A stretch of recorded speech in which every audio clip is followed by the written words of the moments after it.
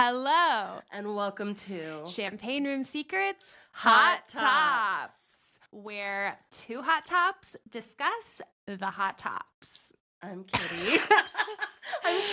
I'm Candi, and we're well. We're doing well. I think we have a fun episode planned for you guys today. Yeah, I don't know if it's known from your past season how much you are like a big movie nerd. We've talked about horror movies, which is like mostly what I watch. But you know what? I mostly watch horror movies. But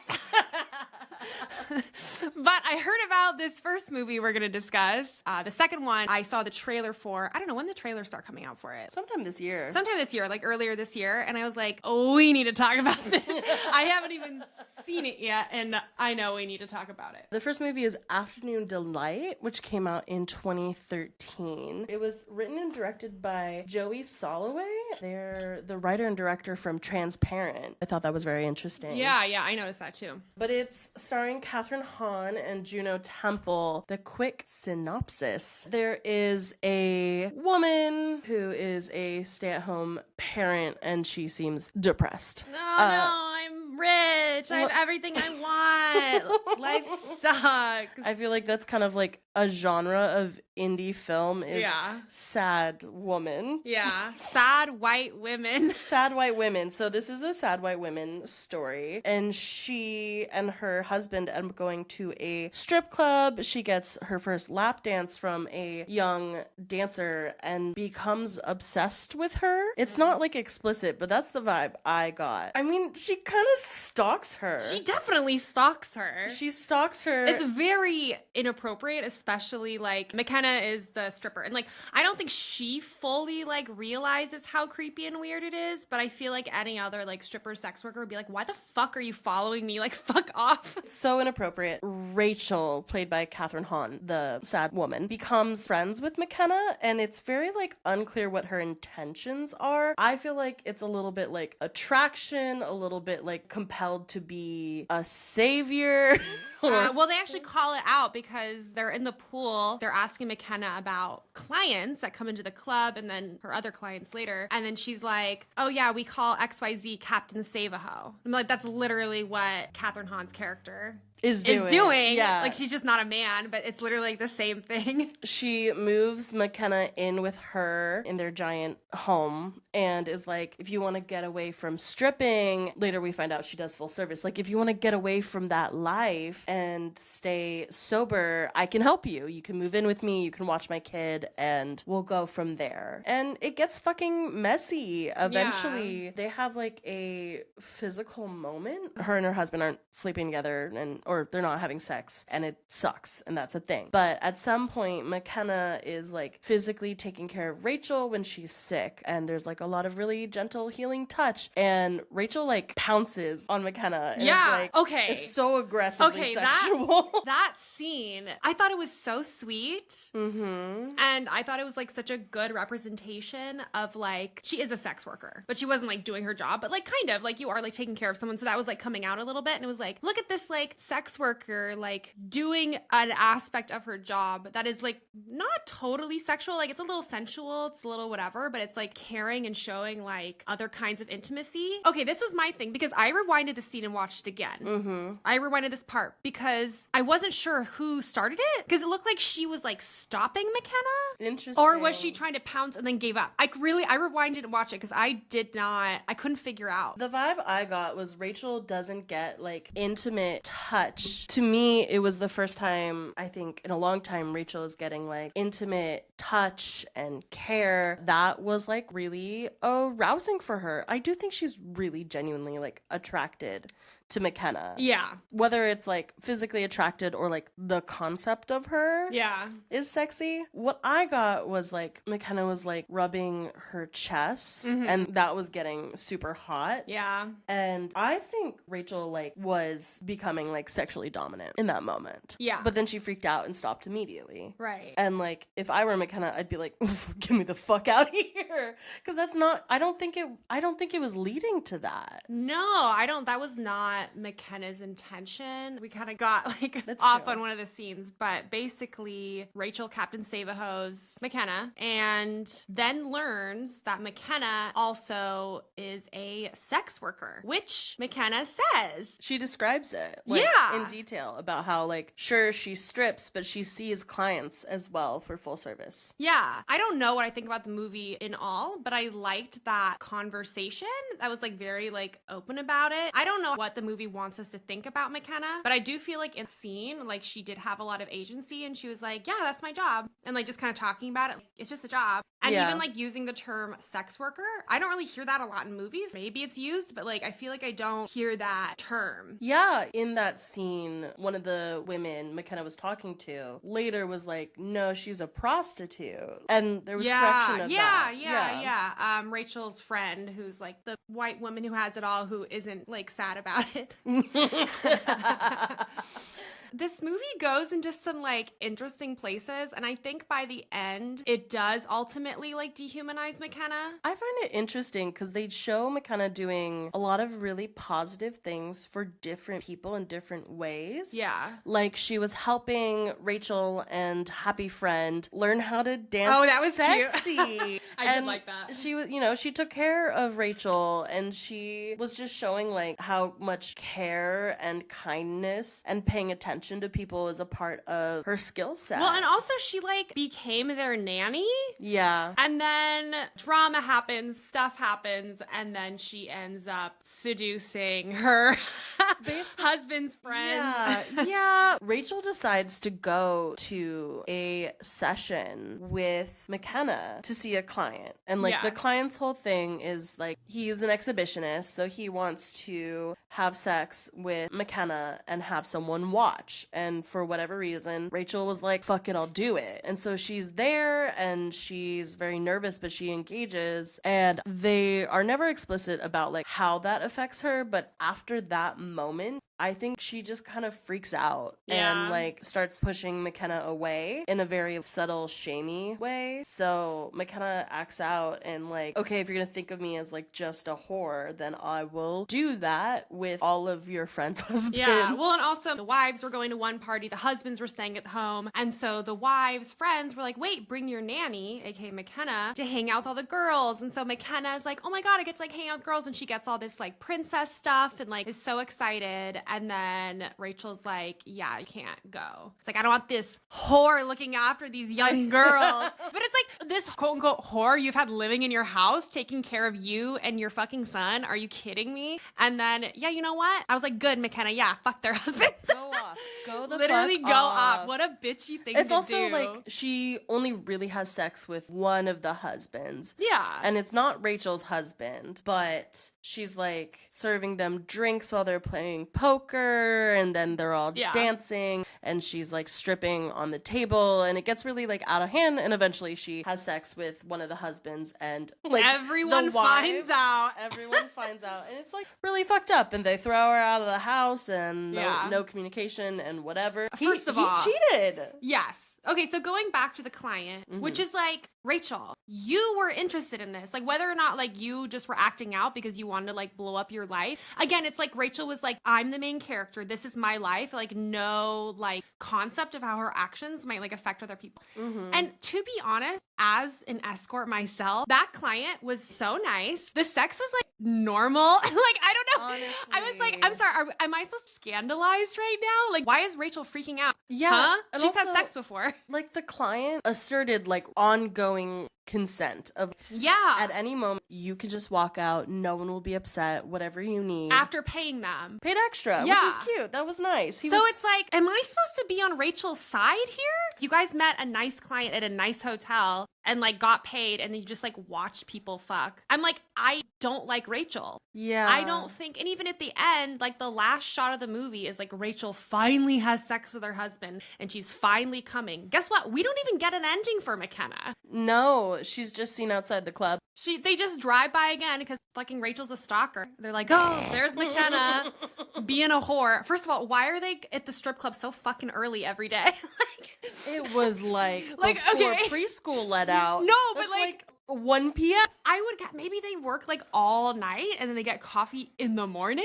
And then she was like living in her car. I don't fucking know. I don't know. I don't know. But it was just, I'm like, oh, so this whole movie is so Rachel can like fuck her husband and then I guess like literally fuck anyone who helped along the way. I don't know. Yeah. I think the big thing I got was like, it's not about sex, it's about intimacy. Yeah. She was lacking intimacy and she was drawn to McKenna because of the intimacy of the lap dance and like got fucking hooked, which is so creepy. Yeah. And they like had building intimacy as she was Captain Saving a Hoe. You're right. And then going to the session, I think she had the realization that like that intimacy is part of the work and maybe she didn't feel special anymore or it was like a disillusionment. I don't know, but I like that's what I got from it. It was like, oh shit, I'm no longer special because I'm watching you make someone feel the way you made me feel and like I'm being included in this intimate moment and like I don't know, that's what I got from it. I didn't think that, but that totally makes sense. It's like if you have a client at the, I'll say the strip club because it's like you're seeing strippers with other clients and you like have a really special moment with a stripper, you're like, oh my god, I'm in love with this woman, and then she goes off and does the same with someone else, you're like, wow, did I mean nothing to you? Exactly. That's why I think so she keeps on having this thing like about making eye contact. She keeps on talking about having an open eye orgasm. Oh my god, yeah. With her therapist is I thought the therapist bits were kind of funny, and Jane Lynch, instead of actually being a therapist, just like treats her as her therapist. She's talking about having open eye orgasms with her girlfriend. Yeah. And so Rachel gets fixated on having like an open eye orgasm with her husband, but they can't because intimacy issues or whatever. Also, her husband's played by Josh Radnor, so you know, imagine Ted that. Mosby. Ted Mosby trying to have an open eye orgasm with Ted fucking Mosby is not it for me. No.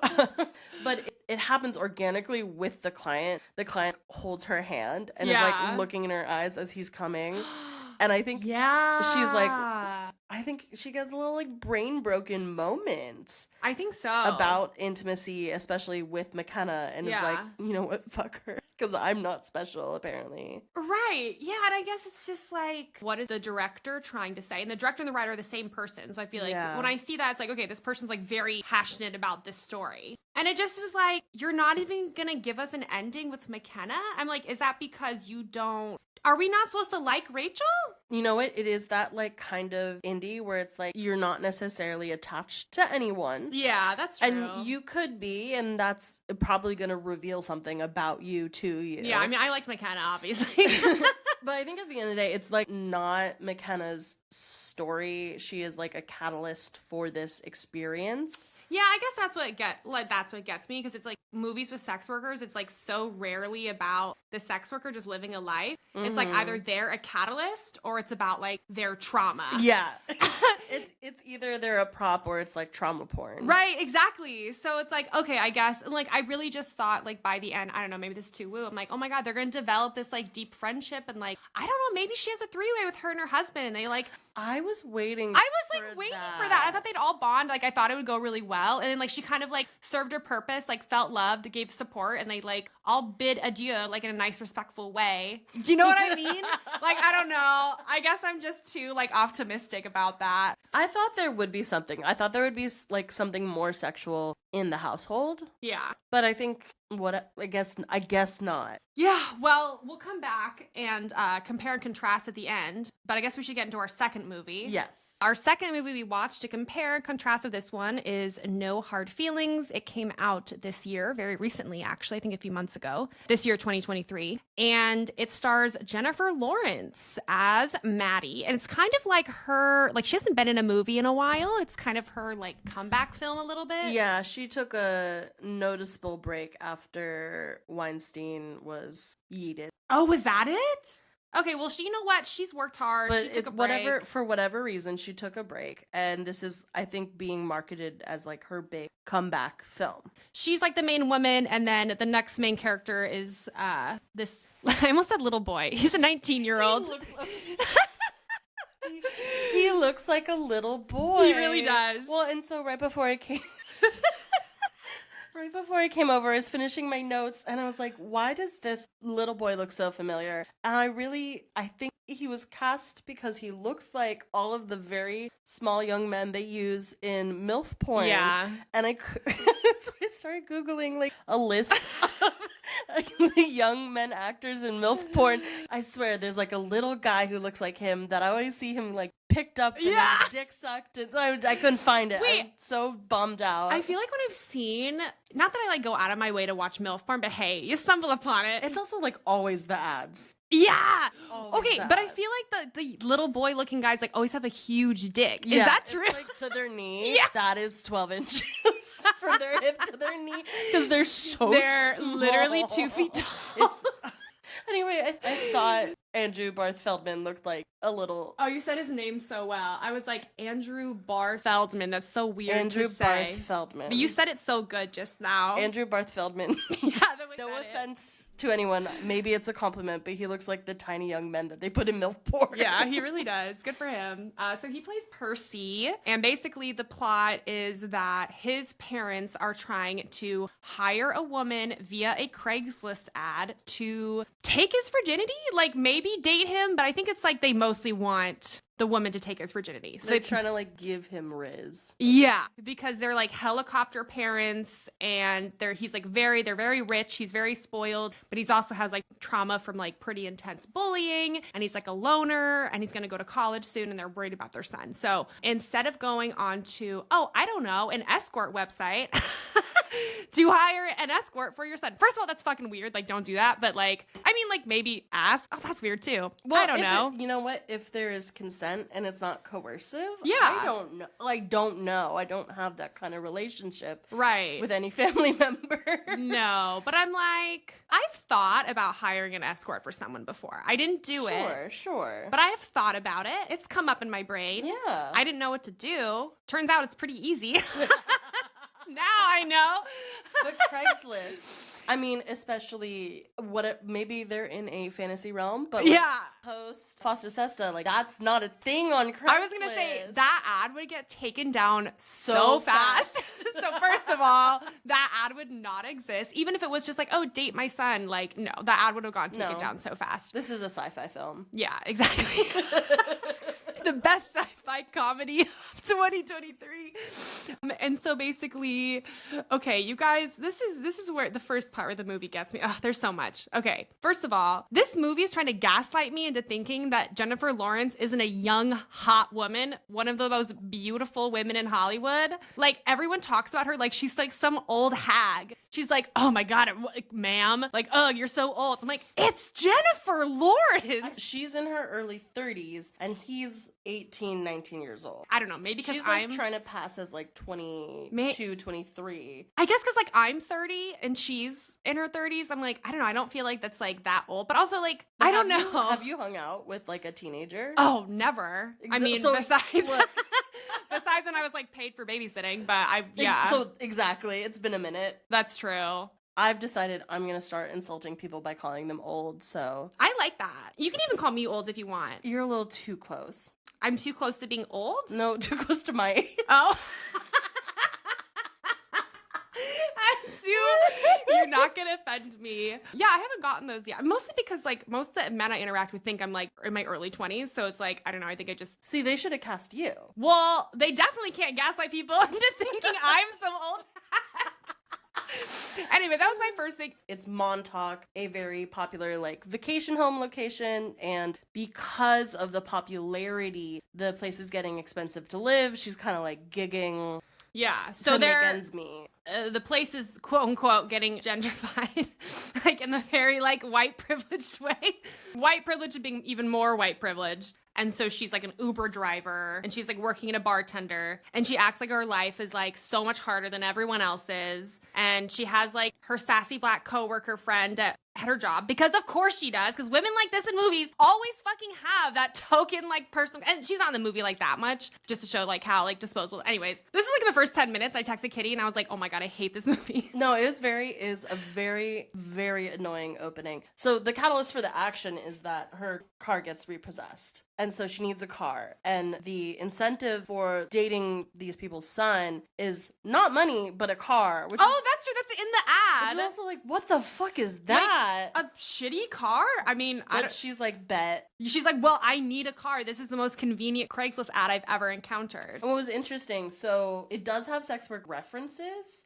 When she's trying to like brainstorm what to do for money, her friend's husband is like, why don't you do OnlyFans? And they're like, please explain to us that. Yeah, tell us how that is good. But instead of like making it shamey, she does to say, no, I need money faster than that, which honestly, true. Legit. Like, you if cannot you want make fast money, don't do OnlyFans. Don't I did appreciate that. She has a whole house. So the whole thing is like she can't pay her property tax because she literally doesn't have rent or a mortgage. This woman has a fucking house. I'm sorry. Like, I don't feel bad. I'm like, you have this beautiful house. I'm like, yeah, your like mom died and your dad's an asshole. Okay, great. That's like most people have parental issues. Like, sorry, not sorry. The friend's husband's like, why don't you rent out your house? And she's like, oh, I could never. It's like, huh? Rent out a bedroom. I don't know. It's like, what? This is like a popular vacation area. Like, take advantage of the industry. Yeah. Rent out. She's like, oh, I don't want those rich people, the vacationers in my house. Who the fuck are you? Like, she's so spoiled and privileged. And then the guy, when they talk about doing the job, the husband's like, oh, you won't rent your house, but you'll rent your vagina. Great joke, dude. Wow. A plus. So funny. But anyway, she gets interviewed for this gig Yes. by the parents. And that's where I think like our last sex worker joke happens. I think it's so. Like, we talked about sex work in the first like 15 and then it kind of just like never again. I yeah, guess. yeah. I felt like it would be more sprinkled in the movie, and the movie kind of like totally veers from that. Yeah, she basically shuts it down. They ask if she's a sex worker, and she says no. And everyone's like, not that there's anything wrong with that. And then that's like it. We never talk about it again. I really want to know because there's like that famous Seinfeld episode. I'm not like a Seinfeld fan, but I know about this episode that actually I believe won a GLAAD award for being so progressive because there was a reference to gay characters and they were actually referencing it on like network television, and they'd be like, oh no, like I'm not gay, and then like they would keep saying, oh, not that there's anything wrong with that. So obviously in today's day and age, that's like not a very good representation, but like at the time, it's like there weren't even like gay people on TV. So the fact that they were just like, oh, there's nothing wrong with that, like it's just like not me. So I was wondering, I was like, I kind of got the sex work line, like I'm not a sex worker, not that there's anything wrong with that. Also, I feel like everyone's circumstances and motivations and needs are different, but this gig is not a good gig if you are doing full service. It's a shit car. Yeah. And you have to like potentially long-term date a teenage boy. You have to seduce this teenage boy who has no social skills. He is of legal age. They've made that clear. Like, it's not... Yes, he's 19. Yeah. He's an so adult, that, legally, like, still, whatever. He's still a child in my mind. super inappropriate. Well, like, maturity-wise... Yes. His, like, readiness to have sex, he's not ready. Yeah. Nor does he, like, and it so seems like he doesn't want to. No, and she's just trying to then, like, coerce him. So aggressively. It's so aggressive. It's really uncomfortable. It's it so is pretty uncomfortable. funny, but it's like... There were some parts I like this is, like, not even related, but when they're all pissed off later in the movie, they get in this, like, fight, and then he's like, I'm gonna drink, and he pops open a bottle, starts drinking it. He's like, oh, you're drinking now? He's like, yeah, I can drink vermouth.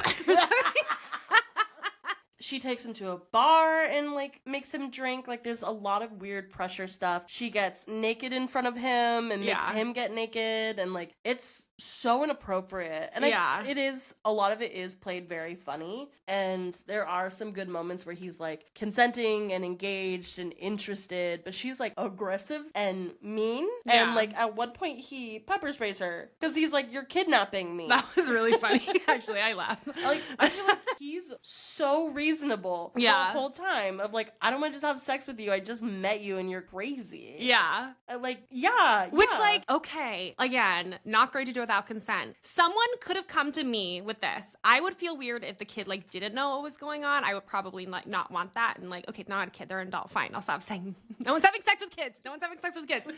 But it's, like, I can deal with people that, like, are very shy and very, like, inexperienced and whatever. And, like, I feel like I could comfortably do that. But it's, like, Jennifer Lawrence is not a trained trained professional. So she just like goes about this like, it's a comedy, whatever. But I don't know. I know I'm just being like a triggered millennial, but like it does kind of make the whole thing like a joke when this is like a very serious service that a lot of people like benefit from. Yeah. And a lot of the joke is that this young man is not acting like a stereotypical man. Yeah. He's not meeting like expectations of men and sexuality.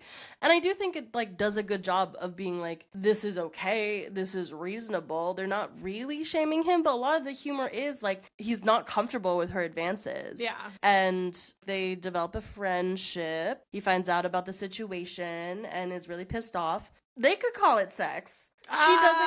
She doesn't call it sex. It's penetration in a way.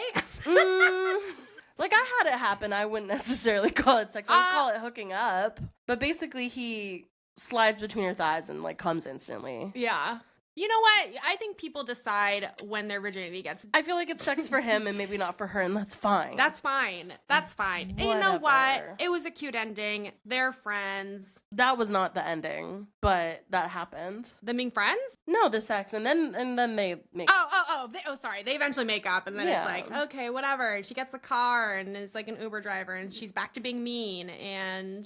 Well, she, like, gets nicer. I mean, she gets a dog at the end, so I guess that's her redemption. Well, and she, like, apologizes to her ex, and I don't know. She, whatever. Yeah. But it's very interesting that it's, like, not a sex work movie that is very, like, this is being, I don't want to be rude, but, like, a escort for just not very much considering the labor. Right.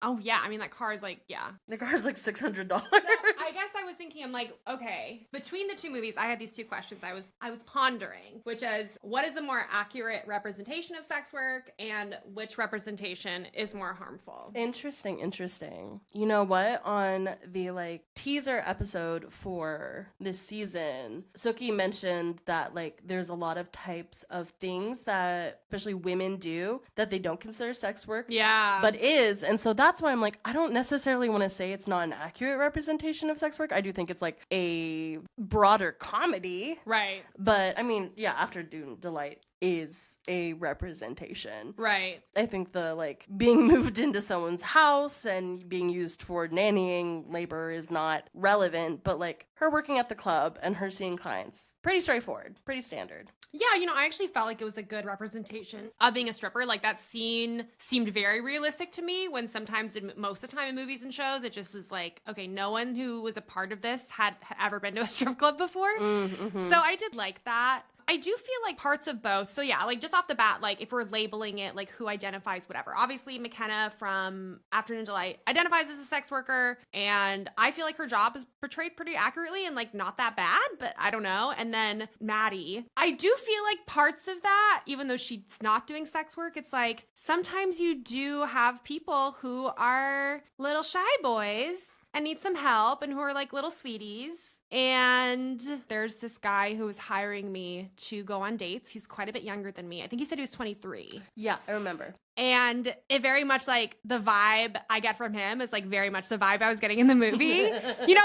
He's like not confident, and we haven't had sex. We've just gone on, like, paid dates. Mm-hmm. And I brought it up, and he's like, oh, I just, like, don't know if I'm ready. And I'm like, oh my God, he's a little bit, I think he's a virgin. I haven't asked because it's, like, not my business. Sure. But I definitely get, like, I felt like watching the movie and her character and his character, I felt very, like, it was similar to my experience going out with this younger guy as, like, a paid date kind of thing, just to be, like, a friend, a wing woman, like, also flirting. We did kiss, like, once, Mm-hmm. So you just do it on purpose. Yeah, we just did it on purpose, and I, like, collected.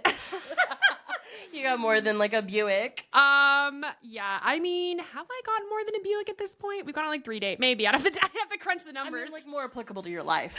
Yes.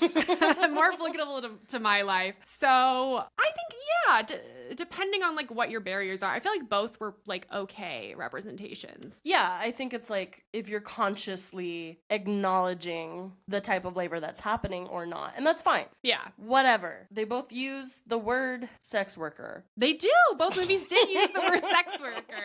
Do you think one was maybe a more harmful representation than the other? That's the interesting thing, because I think the worker characters both are seated in almost like adjacent adjacent positions of power, where they are white women. I think the work that McKenna does is a lot more potentially dangerous. They don't really address that. Her financial situation is super precarious, but it's somewhat similar to like Maddie and No Hard Feelings, her like precarious financial situation. I think they're painted both as doing the work out of need. Yes. Yeah. Yeah. They don't really label either as survival sex work, but there's that aspect. I think it's close. Yeah. I think it's pretty close. I think both are not great, but they're definitely not like the most harmful things I've seen.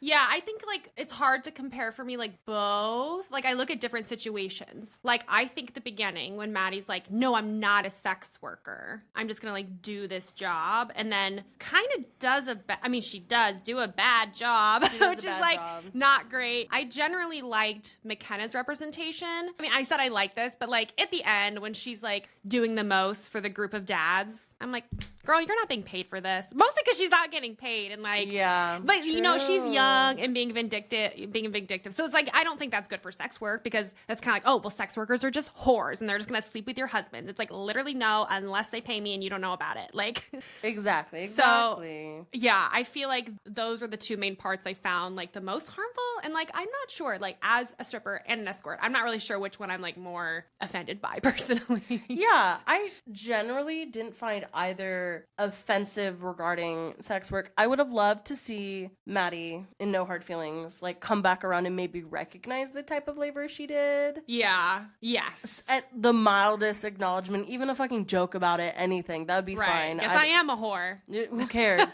With McKenna, I agree. Like, that was rough to watch. That was pretty upsetting to see her be like, well, fuck it, I'm gonna just do all this for fucking nothing. Yeah. Other than just like, I'm mad at you, so I'm gonna be a dick. But her character, although not like fully fleshed out because she's not the main character, was accurate leaning for some people's experience in sex work. I think they were like fun to watch together. Yeah. Because it's almost like opposite journeys for the people who are basically doing sex work. Yeah. But I definitely think we could watch things that are like more problematic regarding sex I'm work. sure we will. I'm sure we will. Yeah. Let us know. Did you guys watch these? If not, should you? I don't know. That's up to you.